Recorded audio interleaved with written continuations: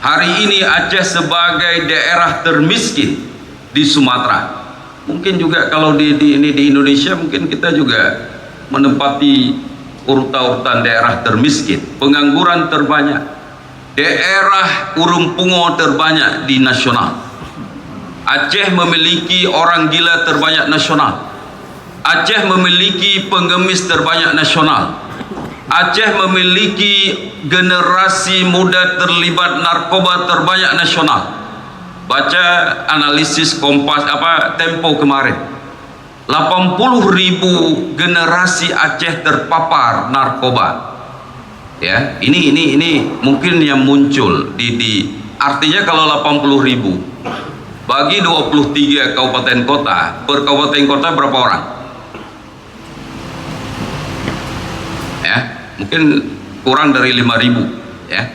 Tapi itu mungkin bukan data real. Mereka mengungkapkan 80.000 ya, kita nggak bisa bantah.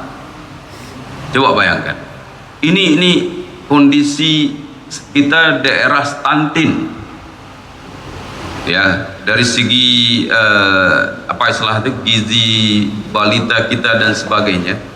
Ini yang kita hadapi. Walaupun kita enjoy hari ini cipika-cipiki ketawa di warung kopi, negeri 1000 warung kopi di Aceh, kita nggak lengah.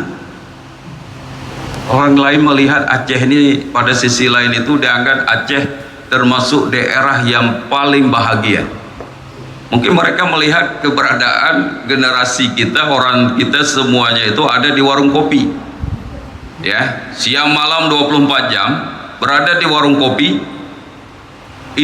Indikator ini kemudian mungkin diangkat oleh survei nasional.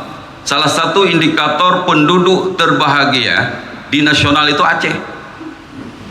Apakah data ini keliru atau bagaimana? Pokoknya ini realitas kita hari ini.